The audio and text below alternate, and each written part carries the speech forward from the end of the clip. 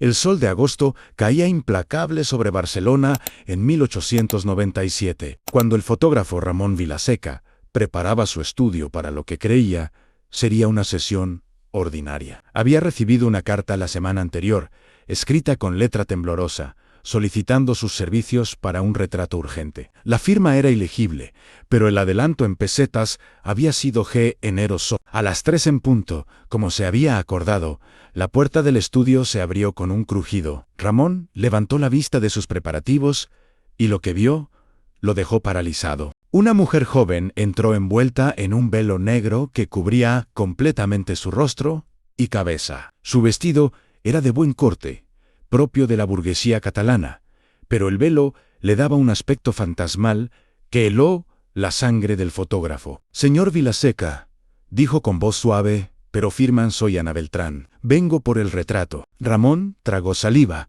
intentando mantener su compostura profesional. «Por supuesto, señorita, por favor, tome asiento frente a la cámara. ¿Desea quitarse el velo para la fotografía?» Un silencio largo y pesado. «Esa es precisamente la razón por la que estoy aquí, señor Vilaseca. Necesito que el mundo vea lo que me hicieron. Necesito que quede registrado para siempre». Con manos temblorosas, Ana se quitó lentamente el velo. Ramón ahogó un grito. El rostro de la mujer que tenía frente a él era una máscara de horror. El lado izquierdo de su cara estaba completamente desfigurado, la piel arrugada y brillante por las cicatrices, el ojo parcialmente cerrado, los labios torcidos en una mueca permanente.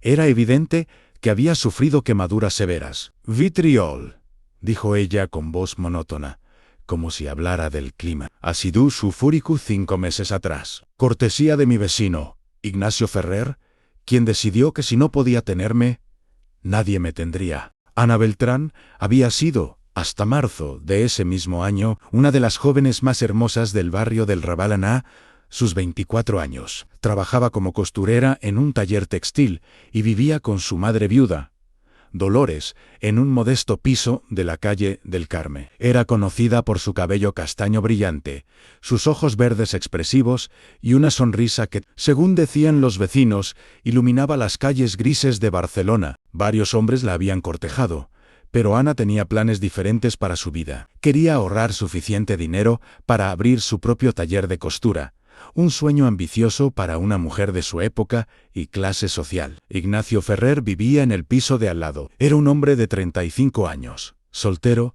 que trabajaba como oficinista en el puerto. Desde que Ana y su madre se mudaron al edificio 2 años atrás, Ignacio había mostrado un interés obsesivo por la joven. Al principio, fueron miradas prolongadas en el pasillo. Luego, comentarios halagadores que Ana recibía con cortesía pero distancia. Cuando Ignacio comenzó a esperarla a la salida del trabajo, Ana le dejó claro que no estaba interesada en un cortejo. «Señor Ferrer», le había dicho con firmeza una tarde de febrero, «le agradezco su interés, pero no busco matrimonio ni compañía. Tengo otros planes para mi vida». La expresión de Ignacio se había oscurecido. «Una mujer de tu edad debería estar pensando en sentar cabeza. No puedes quedarte soltera para siempre. Eso, señor Ferrer, es decisión mía». Después de ese rechazo definitivo, el comportamiento de Ignacio se volvió más errático. Golpeaba la pared que compartían sus pisos a altas horas de la noche. Dejaba cartas bajo su puerta con declaraciones de amor cada vez más perturbadoras. Seguía a Ana por las calles. Dolores, preocupada, había intentado hablar con el casero, pero éste se había encogido de hombros. «Son asuntos del corazón, señora. Los hombres se ponen así cuando están enamorados. ¿Ya? ¿Se le pasará?» «No, se le pasó». El 15 de marzo de 1897, Ana regresaba a casa después de una larga jornada en el taller. Eran pasadas las 9 de la noche, y las calles del Raval estaban sumidas en la penumbra característica de los barrios obreros barceloneses. Al doblar la esquina de su calle, notó una figura esperando en el portal de su edificio. Su corazón se aceleró al reconocer la silueta de Ignacio Ferrer. «Buenas noches, señor Ferrer», saludó cortésmente, intentando pasar rápidamente a su lado. Ana, su voz sonaba extraña, ronca, Necesito hablar contigo. Es tarde, mi madre me espera. He dicho que necesito hablar contigo. Ignacio la agarró del brazo con fuerza. Ana intentó liberarse. Suélteme, voy a gritar. He esperado meses, siseó Ignacio, acercando su rostro al de ella. Su aliento olía a alcohol. Meses intentando que me veas, que entiendas que somos el uno para el otro. Pero tú, con tus aires de grandeza, crees que eres demasiado buena para mí. Por favor, suplicó Ana, el miedo ahora evidente en su voz. Déjeme ir, Ann. Esto no está bien. La expresión de Ignacio se retorció en algo irreconocible. Si no puedo tenerte, nadie lo hará. De su abrigo sacó una botella de cristal oscuro. Antes de que Ana pudiera reaccionar, Ignacio le arrojó el contenido directamente al rostro. El dolor fue inmediato e indescriptible. Ana sintió como si 1000 agujas ardientes le atravesaran la piel simultáneamente. Gritó con una fuerza que no sabía que poseía, cayendo de rodillas mientras se llevaba las manos al rostro. El ácido sulfúrico, conocido como vitriol, era una sustancia comúnmente usada en procesos industriales y tristemente disponible en la Barcelona de finales del siglo XIX. Sus efectos eran devastadores e irreversibles. Los vecinos acudieron a los gritos. Dolores bajó corriendo las escaleras para encontrar a su hija, retorciéndose de dolor en el suelo, mientras Ignacio Ferrer huía por las calles oscuras. Ana pasó 3 meses en el hospital de la Santa Creu, primeras a Nt. Pau. A los médicos hicieron lo que pudieron, pero la medicina de la época ofrecía pocos remedios para quemaduras tan severas. El ácido había destruido gran parte de la piel de su rostro, especialmente el lado izquierdo. Durante esas largas semanas, Ana experimentó no solo el dolor físico insoportable, sino también la agonía psicológica de saber que su rostro nunca volvería a ser el mismo. Las enfermeras, aunque bien intencionadas, no podían ocultar su shock al cambiar sus vendajes. Dolores lloraba cada vez que visitaba a su hija, lo que solo empeoraba el sufrimiento de Ana. «Mamá», le dijo Ana una tarde, su voz apenas un susurro, debido a las quemaduras que también habían afectado parcialmente su boca. «Deja de llorar, Ann, sigo viva. Eso es lo que importa». Pero Dolores no podía consolarse. «Tu hermoso rostro, Ann, ese monstruo, ¿cómo pudo hacer algo así?» Ignacio Ferrer fue arrestado 3 días después del ataque. Lo encontraron escondido en el sótano de un edificio abandonado en el barrio de Guer. Sia, durante el juicio, que se celebró en mayo, mostró poco remordimiento. «Ella me provocó», declaró ante el juez. «Me dio esperanzas con sus sonrisas y luego me rechazó como si fuera basura». El abogado defensor argumentó que Ignacio había actuado bajo pasión descontrolada, un estado emocional que, según la jurisprudencia de la época, podía considerarse atenuante. Ana, todavía con vendajes en el rostro, asistió al juicio acompañada de su madre. Cuando le llegó el turno de testificar, habló con voz clara y firme. «Nunca le di esperanzas, nunca le sonreí con intención de conquistarlo.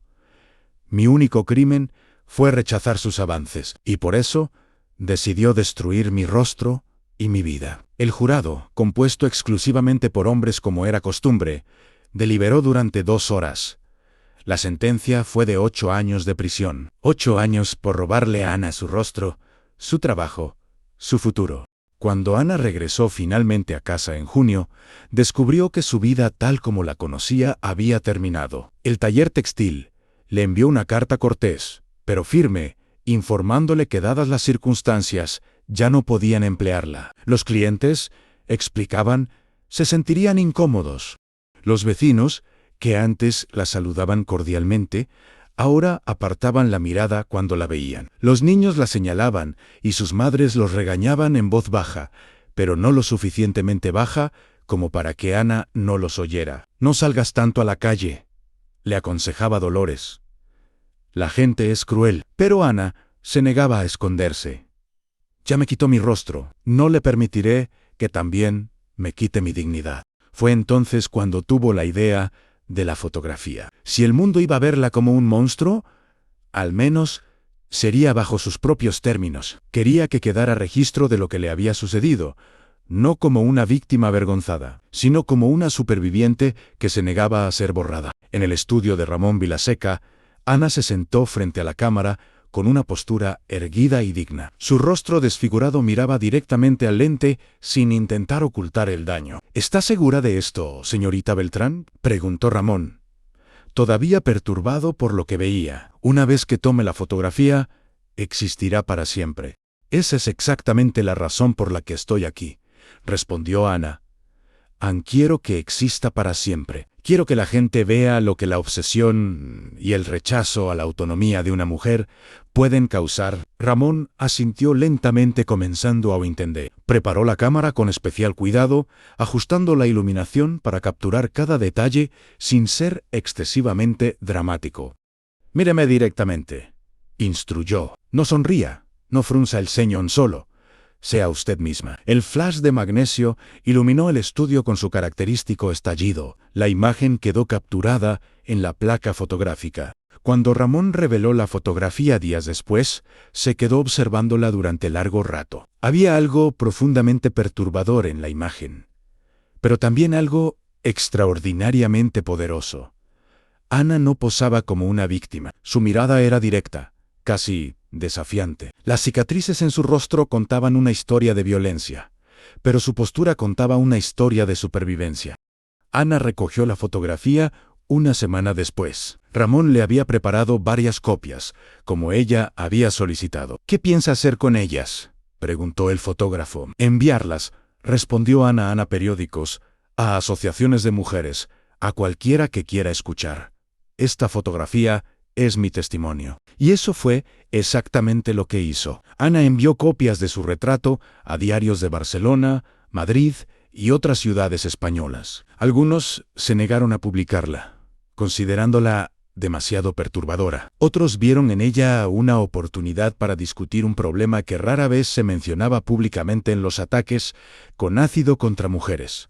Porque Ana no era la única. A finales del siglo XIX, los ataques con vitriol eran alarmantemente comunes en España y el resto de Europa. Hombres despechados, celosos o simplemente violentos utilizaban el ácido como arma para castigar a mujeres que los rechazaban, que les eran infieles o que simplemente despertaban su ira. La diferencia era que la mayoría de las víctimas se escondían, avergonzadas, mientras la sociedad fingía que el problema no existía. Ana se negó a esconderse. La publicación de la fotografía de Ana en La Vanguardia en septiembre de 1897 causó una conmoción inmediata. Las cartas al director se dividieron entre quienes aplaudían su valentía y quienes la criticaban por exhibirse de manera indecente. «Una mujer decente no expondría su desfiguración públicamente», escribió un lector. «Es una vergüenza para su familia y su sexo».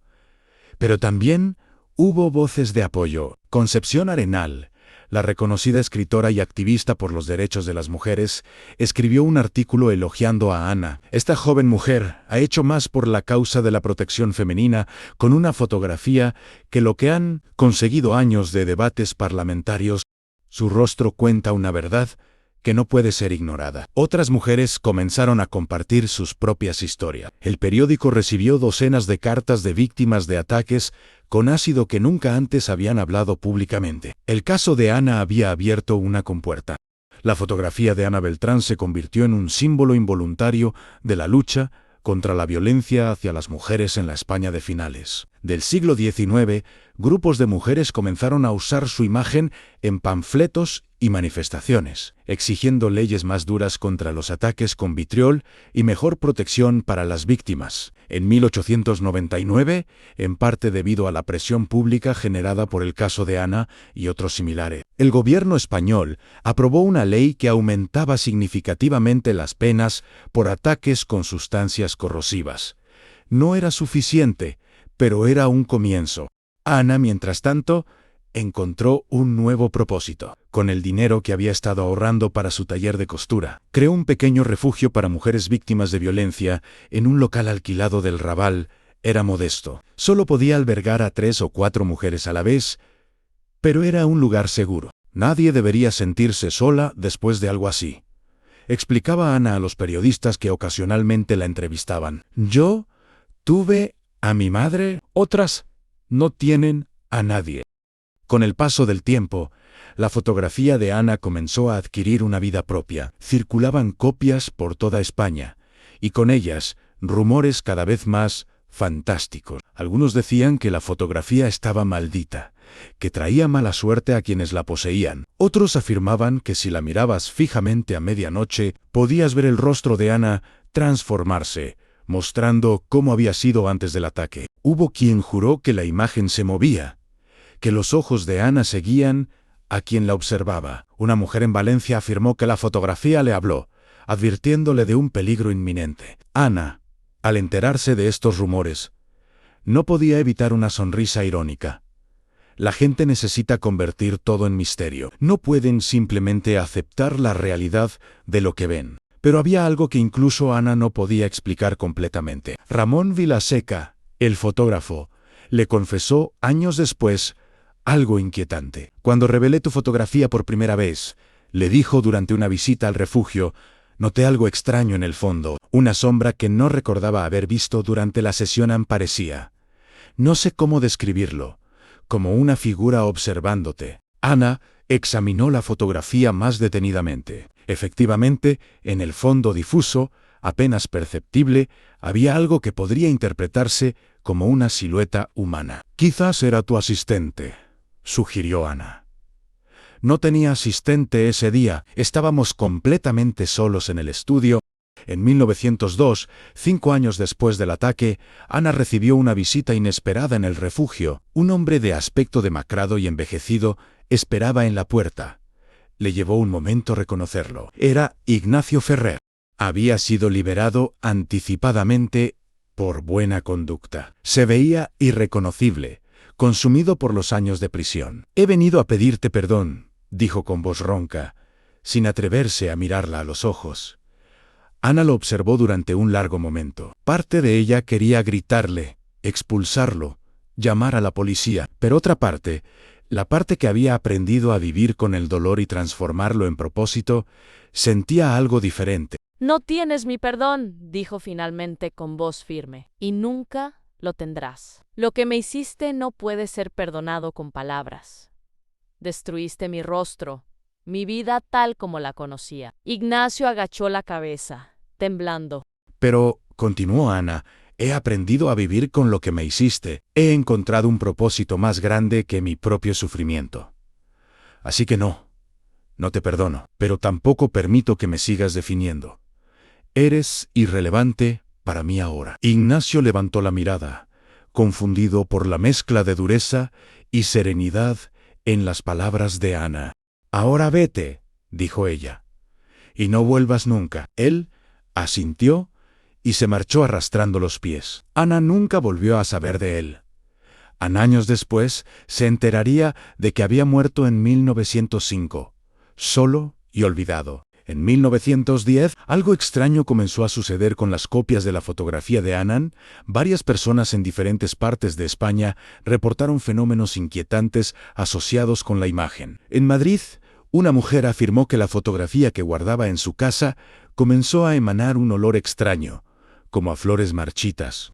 Cuando intentó deshacerse de ella, la fotografía reaparecía misteriosamente en su hogar. En Sevilla, un coleccionista de fotografías antiguas juró que veía a la figura de Ana parpadear cuando la miraba con el rabillo del ojo. En Barcelona, en el propio barrio del Raval, donde todo había comenzado, varios vecinos reportaron haber visto a una mujer con el rostro desfigurado, caminando por las calles a altas horas de la noche, desapareciendo al ser confrontada. Los periodistas buscaron a Ana para preguntarle sobre estos informes. La encontraron en su refugio, ahora en un edificio más grande gracias a las donaciones, rodeada de mujeres que había ayudado. No sé qué decirle sobre esos rumores, respondió Ana, ahora de 37 años. La gente ve lo que quiere ver. Quizás la fotografía les hace confrontar verdades incómodas sobre la violencia que prefieren explicar con lo sobrenatural. Pero en privado, Ana guardaba su propia experiencia extraña. Varios meses atrás, durante una noche de insomnio, había mirado su propia copia de la fotografía. Por un instante, habría jurado ver su propio rostro, el de antes del ataque, reflejado en el vidrio del marco. Había sido solo un segundo, pero la visión la había dejado sin aliento. ¿Era un truco?, De la luz, un anhelo tan profundo que su mente lo había materializado momentáneamente, nunca lo sabría con certeza. 1915, la última fotografía. En 1915, Ana decidió hacerse otro retrato. Tenía 42 años, y aunque las cicatrices permanecían, su rostro había adquirido una cualidad diferente con el tiempo. No era belleza en el sentido convencional, pero había una fortaleza, una dignidad que trascendía la apariencia física. Regresó al estudio de Ramón Vilaseca, quien ahora era un anciano de casi 70 años. «Quiero que me fotografíes otra vez», le dijo, «para mostrar que he sobrevivido, aunque sigo aquí». Ramón preparó su cámara con manos temblorosas por la edad. Esta vez, cuando miró a través del visor, vio algo diferente en Ana. Las cicatrices seguían ahí, pero su expresión era más suave, casi serena. «¿Has encontrado paz?», observó el anciano fotógrafo. «No paz», corrigió Ana. «Propósito es diferente». Cuando Ramón reveló esta segunda fotografía y la colocó junto a la de 1897, el contraste era sobrecogedor. La misma mujer, las mismas cicatrices, pero dos espíritus completamente diferentes capturados en plata y gelatina. Ana Beltrán falleció en 1932, a los 59 años, de causas naturales. Su refugio había ayudado a cientos de mujeres a lo largo de las décadas. En su testamento, dejó el edificio a una asociación de mujeres que continuó su trabajo. La fotografía de 1897 se convirtió en una imagen icónica, utilizada en libros de historia sobre los derechos de las mujeres en España, pero también siguió circulando en círculos menos académicos, adquiriendo una reputación como la fotografía maldita de la mujer del vitriol. Los rumores nunca cesaron completamente. Incluso hoy, más de un siglo después, hay quienes afirman que poseer una copia original de la fotografía trae consigo experiencias inexplicables, sombras que se mueven en los espejos, susurros en habitaciones vacías, la sensación persistente de ser observado. ¿Son verdad estos rumores? Probablemente no, pero como Ana misma observó una vez, la gente necesita sus misterios, necesita convertir el horror mundano de la violencia humana en algo sobrenatural, porque es más fácil temer a los fantasmas que confrontar los monstruos reales que caminan entre nosotros. La verdadera historia de Ana Beltrán no necesita embellecimientos sobrenaturales. Una mujer de 24 años, cuyo único crimen fue rechazar las atenciones de un hombre, tuvo su rostro destruido por ácido, y en lugar de esconderse, decidió que el mundo viera lo que le habían hecho. Esa es la historia real, y es más aterradora que cualquier leyenda urbana, porque muestra que los verdaderos monstruos no se esconden en las sombras ni emergen solo en las noches de luna llena. Los verdaderos monstruos caminan a plena luz del día, viven en el piso de al lado, y la sociedad a menudo les da excusas por sus actos. La fotografía de Ana Beltrán no está maldita.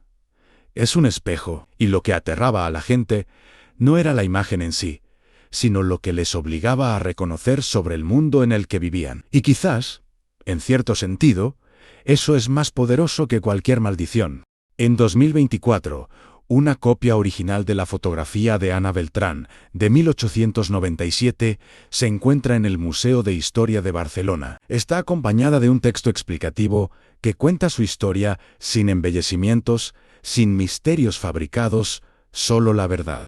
Los visitantes se detienen frente a ella, algunos solo echan un vistazo rápido, y siguen adelante. Otros se quedan mirándola durante largo rato, confrontando la mirada directa de Ana a través de más de un siglo de distancia, y de vez en cuando, según cuentan los guardias del museo, alguien se acerca a la fotografía y susurra en voz baja: «Gracias por no esconderte». Si la fotografía está maldita o no, cada uno debe decidirlo por sí mismo. Pero de lo que no hay duda es de que Ana Beltrán logró lo que se propuso, aunque su historia no fuera olvidada. Y en eso, triunfó de una manera que Ignacio Ferrer nunca podría haber imaginado.